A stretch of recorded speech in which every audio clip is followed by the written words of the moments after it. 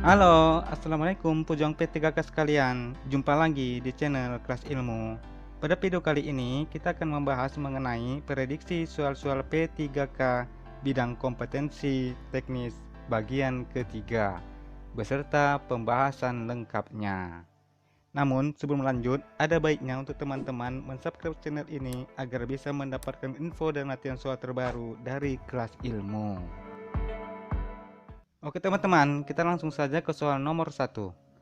Pada asesmen for learning, proses penilaian dalam mengumpulkan dan menginterpretasikan bukti tentang hasil belajar siswa dengan maksud untuk titik-titik. A. Mensupport metakognitif siswa. B. Belajar memonitor diri para siswa.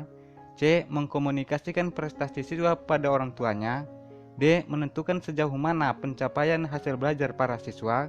Atau E. Memberikan feedback kepada para guru untuk dijadikan dasar dalam membenahi proses pembelajaran. Assessment for learning merupakan proses penilaian yang terus-menerus dalam mengumpulkan dan menginterpretasikan bukti tentang hasil belajar siswa dengan maksud untuk mengetahui bagian mana yang mereka butuhkan untuk diteruskan, bagaimana cara terbaik untuk mendapatkannya, dan menentukan sejauh mana pencapaian hasil belajar para siswa. Jadi jawaban yang tepat di sini adalah yang D, menentukan sejauh mana pencapaian hasil belajar para siswa. Kalau untuk option A ini, itu merupakan peranan dari assessment as learning. Kalau untuk option B-nya, peranan dari assessment as learning juga. Kalau untuk C-nya, itu merupakan peranan dari assessment of learning. Sedangkan option E-nya itu merupakan peranan asesmen pada fungsi formatif. Gitu ya. Kita lanjut ke soal nomor 2. Seorang guru merancang evaluasi dengan mendasarkan pada tujuan pembelajaran dan indikator yang sudah ditentukan di RPP. Evaluasi tersebut dimaksudkan untuk memperbaiki dan meningkatkan proses belajar dan mengajar. Maka jenis evaluasi yang tepat dipilih oleh guru tersebut adalah titik-titik. A. Evaluasi selektif. B. Evaluasi sumatif. C. Evaluasi formatif. D. Evaluasi diagnostik. Atau E. Evaluasi penempatan. Jenis evaluasi berdasarkan tujuan yang pertama adalah evaluasi penempatan. Adalah evaluasi yang digunakan untuk menempatkan siswa dalam program pendidikan tertentu yang sesuai dengan karakteristik siswa. Yang kedua, evaluasi sumatif adalah evaluasi yang dilakukan untuk menentukan hasil dan kemajuan belajar siswa. Yang ketiga adalah evaluasi formatif. Adalah evaluasi yang digunakan untuk memperbaiki dan meningkatkan proses belajar dan mengajar. Jadi jawaban yang tepat di sini adalah yang C, evaluasi formatif.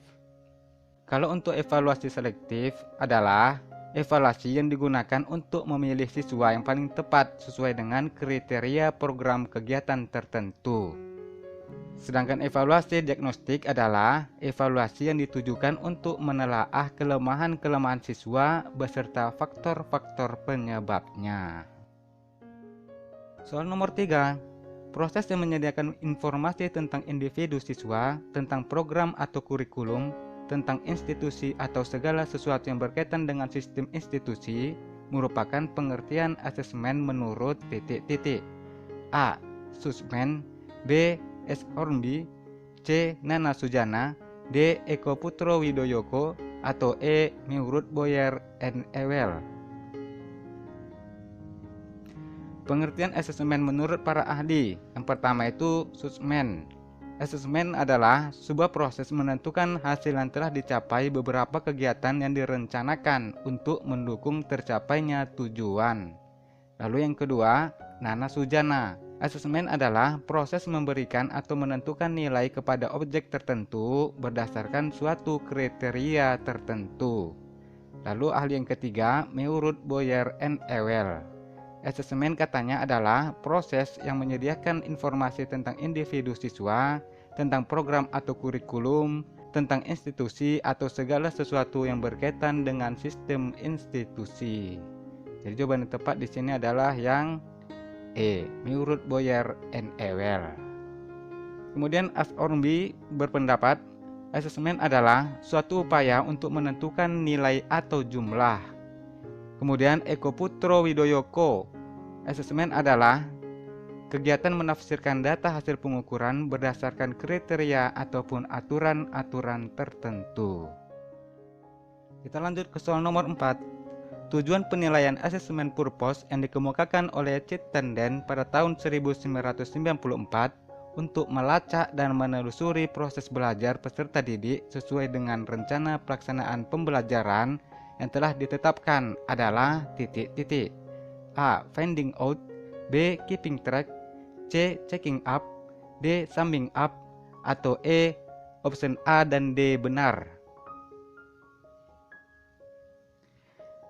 Menurut Chittenden, pada tahun 1994 mengemukakan tujuan penilaian asesmen purpose adalah sebagai berikut.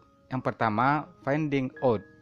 Untuk menemukan, mencari, dan mendeteksi kesalahan, kekurangan, atau kelemahan peserta didik dalam proses pembelajaran, sehingga guru dapat dengan cepat mencari alternatif solusinya.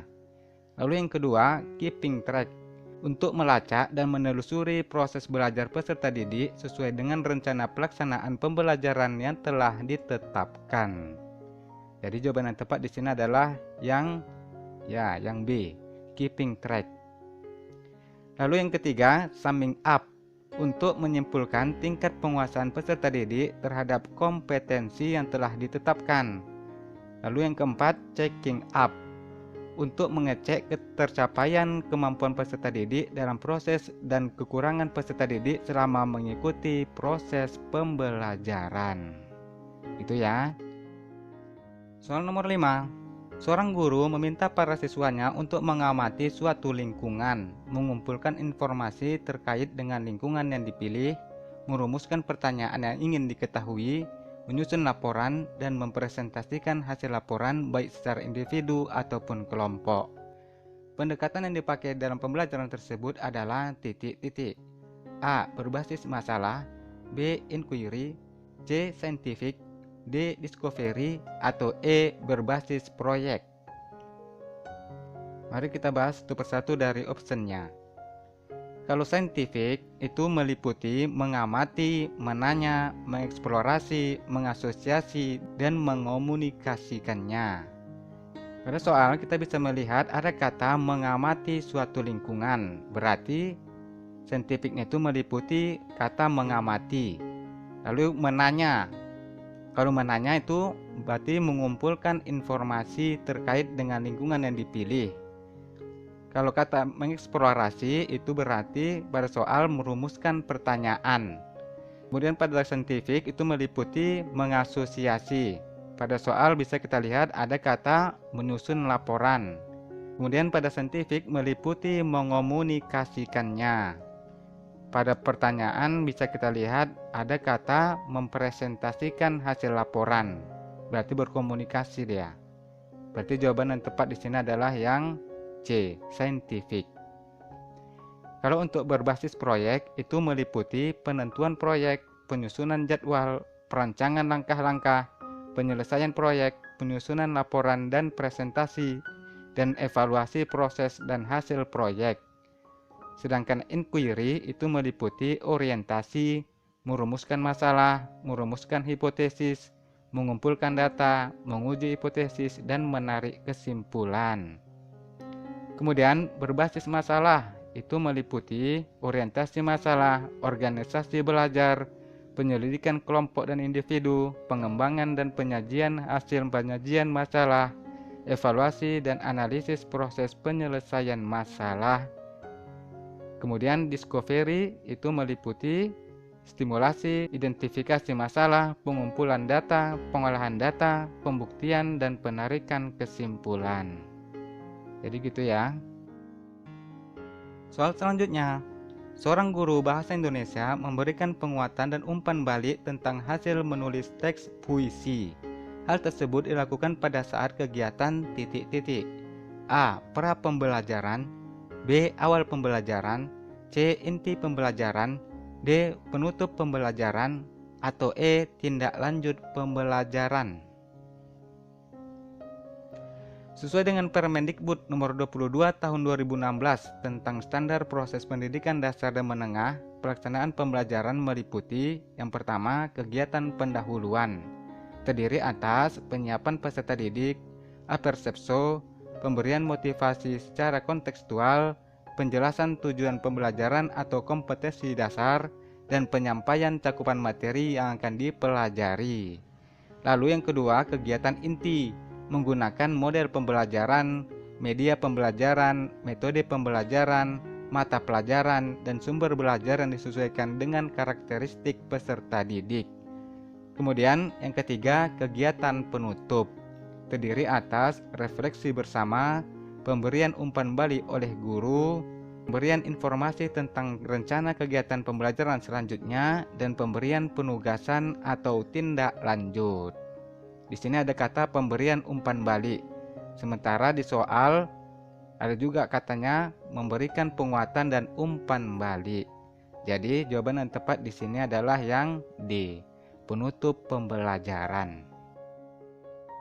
Soal berikutnya, perkembangan pada tahap ini ialah sudah mulai menggunakan aturan-aturan yang logis dan jelas serta ditandai adanya kekekalan dan reversibel.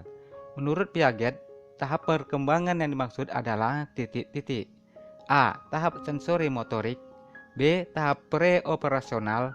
C. Tahap operasional konkret. D. Tahap operasional formal. Atau E. Tahap pasca operasional. Piaget membagi tahapan perkembangan kognitif menjadi 4, yaitu yang pertama tahap sensori motorik. Umurnya itu 0 sampai 2 tahun.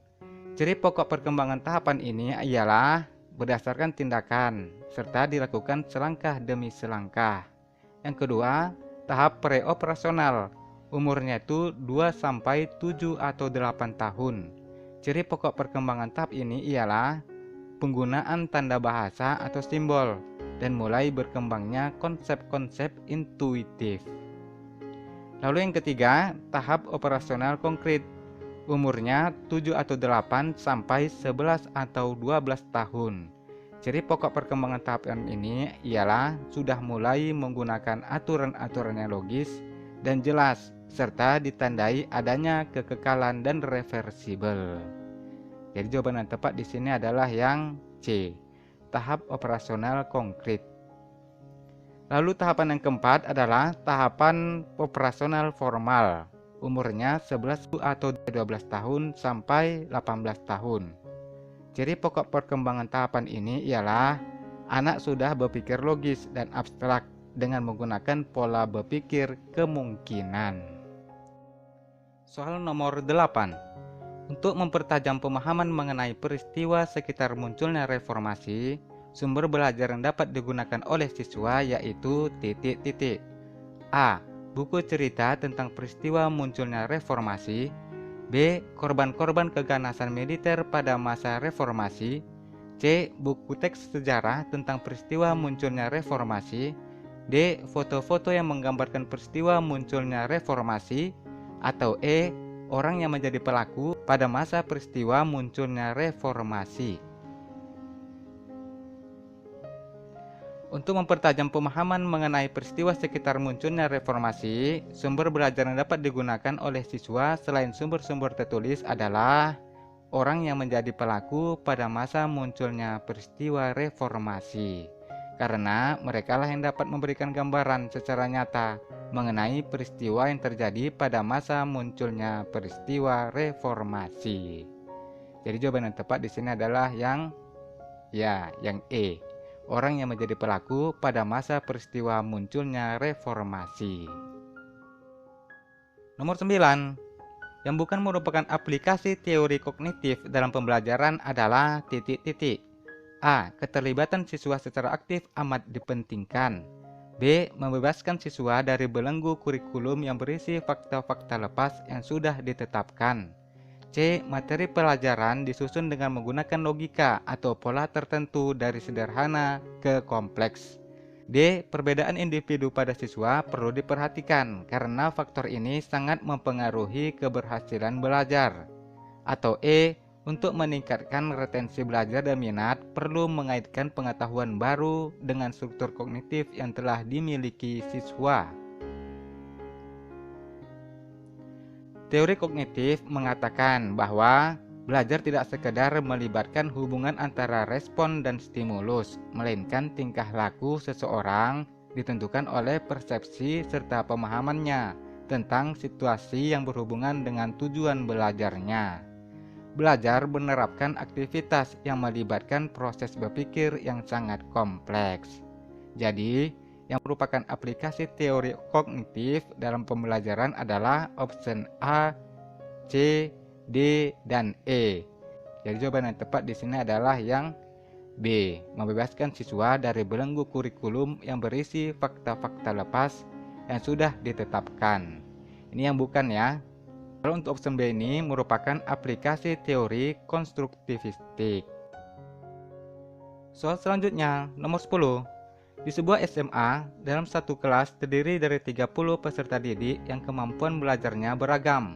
10 siswa tampak sangat menonjol bagus dalam memahami pelajaran. Sementara 15 siswa kemampuannya sangat kurang, sedang sisanya biasa-biasa saja. 10 siswa yang menonjol itu sering mengganggu temannya yang belum memahami pelajaran. Jika akan dilakukan penelitian untuk perbaikan pembelajaran, variabel terikat yang sesuai dengan kondisi kelas tersebut adalah titik-titik. A. Pemahaman, B. Kesulitan belajar, C. Kemampuan belajar, D. Model pembelajaran, atau E. Jumlah peserta didik. Pembahasannya, variabel terikat yang sesuai dengan kondisi kelas tersebut ialah pemahaman. Melalui penelitian akan dapat diukur bagaimana upaya yang dilakukan oleh guru dalam rangka meningkatkan pemahaman peserta didiknya. Peningkatan pemahaman dapat dilakukan dengan melaksanakan eksperimen atau tindakan dengan menerapkan model, pengembangan materi, media, dan atau perlakuan lain dalam pembelajaran. Jadi jawaban yang tepat di sini adalah yang A, pemahaman. Oke teman-teman, sekianlah dulu video pembahasan prediksi soal P3K materi kompetensi teknis bagian ketiga pada kali ini. Terima kasih sudah menyaksikan dan semoga bermanfaat. Nanti insya Allah kita akan berjumpa lagi pada video-video pembahasan lainnya. Assalamualaikum warahmatullahi wabarakatuh dan sampai jumpa. Bye.